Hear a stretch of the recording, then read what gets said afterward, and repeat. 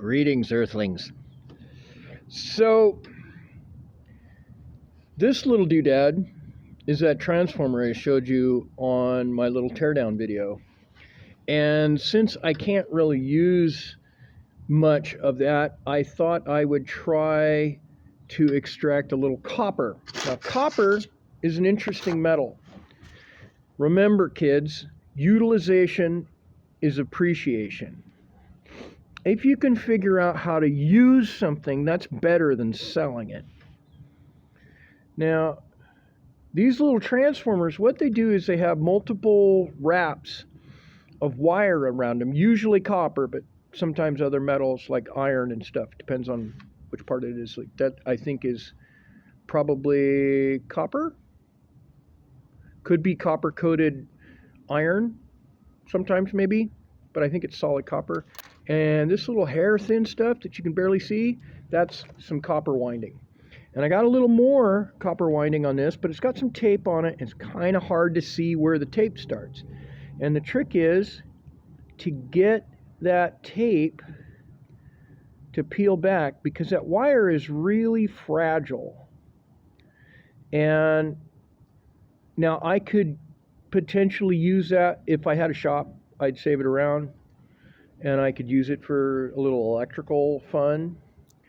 But since I don't have a shop, what I'm trying to do is get it off of there without breaking it so I can roll it up. And I have a friend that I give copper to whenever I get some, and she holds on to it as kind of a little stockpiling investment.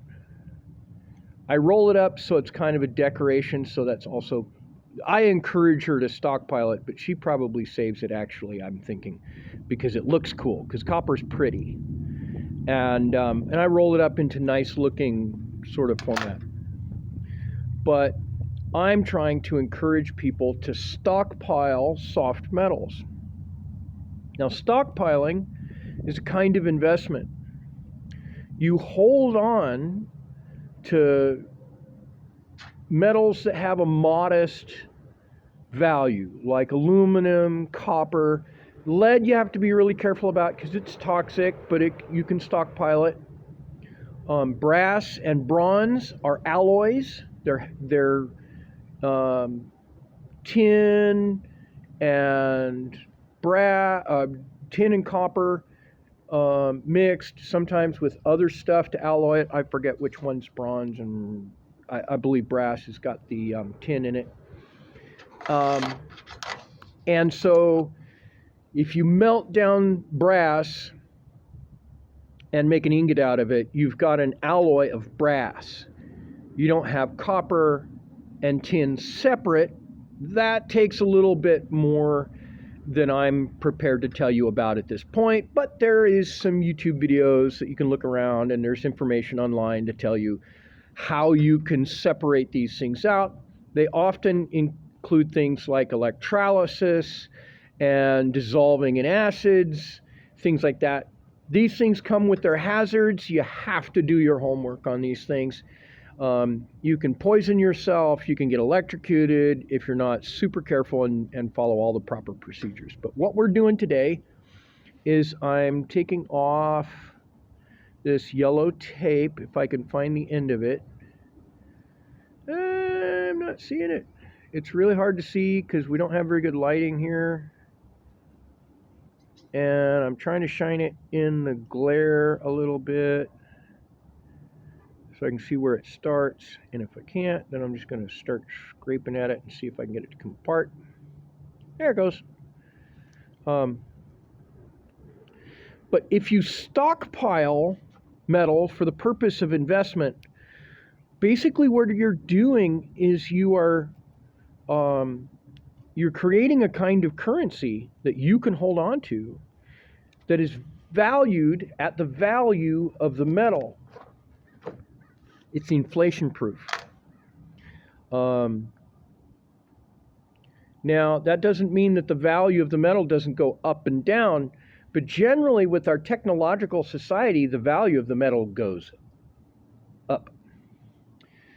And so when you stockpile, you can watch the rate at which you can exchange the copper or tin or sometimes gold if you can get some, brass, bronze, lead, nickel, chromium. These all have value. Value comes from utilization. Remember that. In the diamond mines in South Africa, the locals dig for the diamonds and essentially they get squat for it. The next guy gets a little bit more. The guy after that gets a lot better exchange rate, and so on. Until you get to folks like De Beers. Now, De Beers, they literally shovel these diamonds into lockers and don't let most of them out because that holds the market at a certain rate. So the diamonds stay valuable. Metal, however, is different. Now, De Beers does have industrial diamonds, and they do produce industrial diamonds and that sort of thing. Industrial diamonds are diamonds that are not valuable for their decorative purposes, but they can be made into tools for cutting high precision stuff. There's the last of that. Oop. All gone. And what happens is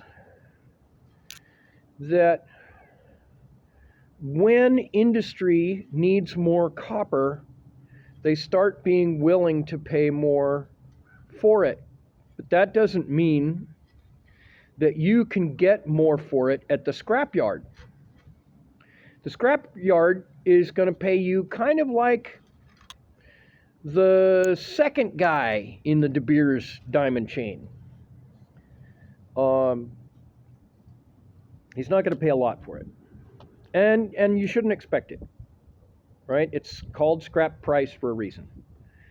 If you're in a hurry, if you don't care, if you don't want to work that hard to get a good price for it, there you go.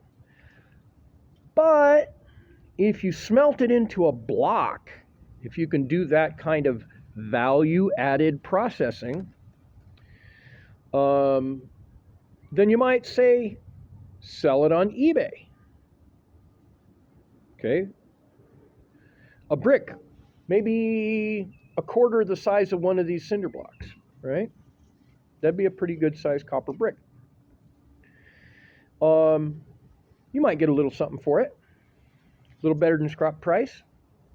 Might be worth it. But what if you saved it for years along with other metals? Some people do that. There's some YouTubers that do that. They're pretty open about what they're doing, right? You may have to report it on your taxes.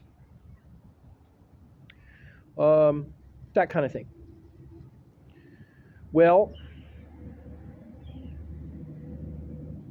there we go.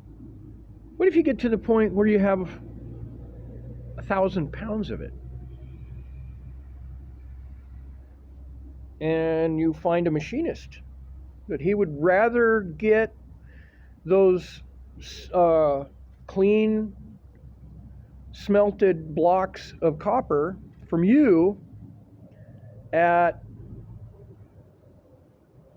80% of market rate, and he can machine his parts directly out of that copper just like it is, and he's happy with it, and his customer's happy with it, and you get more money than you would get otherwise.